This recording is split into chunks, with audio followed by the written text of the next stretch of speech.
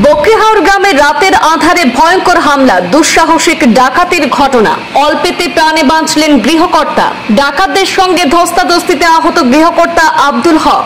চিৎকার শুনে প্রতিবেশীরা ছুটে এলে পালিয়ে যায় ডাকাত দল। তবে রক্ষা হয়নি, ডাকাত দলের এক সদস্যকে ধরে ফেরেন গ্রামবাসীরা। পাঁচগ্রাম থানাধীন বকরিহাওরের দিনমজুরের বাড়িতে ডাকাতির ঘটনায় আতঙ্ক। বাবার নাম? বাড়ি কই?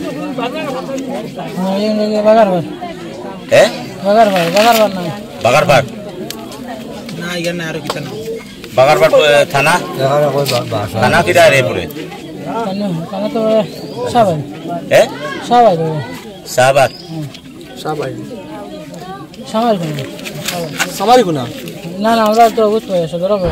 পাঁচগ্রাম থানাধীন বকরিহাওর 12 নামিতে মধ্যরাতে আতঙ্ক ছড়ায়। এক দিনমজুরের বাড়িতে দুঃসাহসিক ডাকাতির ঘটনা ঘটে। বুধবার রাত প্রায় 3:30 নাগাদ বকরিহাওর 8ম খণ্ড 12 নামি গ্রামে চাঞ্চল্যকর এই ডাকাতির ঘটনাটি সংঘটিত হয়েছে। দিনমজুর আব্দুল হক এবং এনাম উদ্দিনের বাড়িতে রাতের অন্ধকারে ঘরের ভেতরে 3 জন ঢুকে পড়ে দুষ্কৃতী দল। ঘরের পেছনের দরজা ভেঙে তারা লুট করে সোনা, রূপা এবং নগদ অর্থ। এরপর হামলা চালায় এনাম উদ্দিনের সামনে একটি গালামালের দোকানেও। দোকান থেকেও মূল্যবান সামগ্রী সহ বেশ কিছু জিনিস গুছিয়ে নেওয়ার সময় গৃহকর্তা আব্দুল হক ঘুম থেকে জেগে উঠে সচক্ষে গোটা ঘটনা দেখে ফেলেন। ঘুম ভেঙে ডাকাতদের দেখে ফেলেন আব্দুল হক এবং বাধা দিতে গেলে ধস্তাধস্তিতে গুরুতর আহত হয়েছেন তিনি। তার গলায় ধারালো বস্তু দিয়ে তারা আঘাত করেছে বলেও জানা যায়। অভিযোগ, একজন ডাকাত ধারালো অস্ত্র দিয়ে আঘাত করে প্রাণনাশের চেষ্টা করে আব্দুল হককে। সৌভাগ্যবশত চিৎকার শুনে প্রতিবেশীরা ছুটে এলে একজন ডাকাত দলের সদস্যদেরকে তারা ধরে ফেলেন, তবে বাকি সঙ্গীরা পালিয়ে যেতে সক্ষম হয়েছে বলে জানা যায়। আহত আব্দুল হককে পুলিশ সহযোগিতায় ভর্তি করা হয় আলগাপুর মডেল হাসপাতালে। প্রাথমিক তদন্তে জানা গেছে ডাকাতরা আরো একাধিক বাড়িতে হানা দেওয়ার চেষ্টা করেছিল। ধৃত ডাকাতের নাম জানা না গেলেও স্থানীয় মানুষের জেরায় সে একাধিক বাড়ির ঠিকানা জানিয়েছে। কখনো বলছে অ্যাংলার বাজার, কখনো পূর্ব চামেরা ইত্যাদি জায়গার নাম বলছে। বকরিহাওরে 12 নামের এই ঘটনায় এলাকায় আতঙ্ক ছড়িয়ে পড়েছে। কারণ এভাবে প্রশ্ন উঠছে যে সাধারণ দিনমজুরের বাড়িতেই কেন এই হামলা হচ্ছে। তবে এই গোটা ঘটনার তদন্ত শুরু করেছে পুলিশ।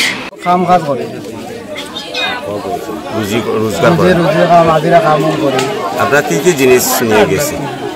তো ঘর থেকে সোনা রূপা নিয়েছে কি আমার বাতি অলঙ্কার ঘর বাক্স আসলো, এগুলো থেকে টাকা পয়সা নিয়েছে। আমি গিয়ে দাঁড়িয়ে পাইছি পয়সা পালাই, এগুলো পয়সা বাংলা পয়সা পালাই। আর একটা টাকা নেই, খালি 10-15 টাকা রয়েছে, সব হয়ে গেছে। দোকান থেকে আইয়া ক্যাশ উইস নিচ্ছে, পয়সা কতখান আসলে সম্পূর্ণ সবতে চাকরি হইয়া গেছে। ঠিক আছে। নাম কি? আমার নাম আব্দুল হক। আপনার কিতা চাই না আপনার প্রশাসনের কাছে? আমি প্রশাসনের কাছে পুরা দাবি চাই যে আমার এই ক্ষতিপূর্ণ সারা সম্পূর্ণ দেয়া দেবার লাগে।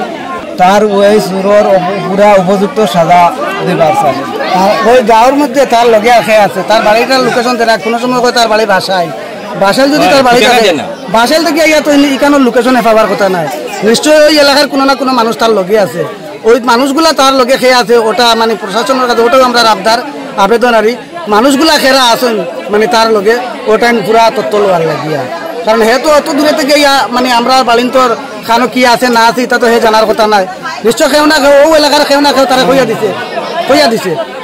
তারে আবার জিকানি হয়েছে, আমরা সকাল থেকে তারে জিকাইতে পালা করে কোনো লোকেশন দেয় না, অ্যাড্রেস দেয় না।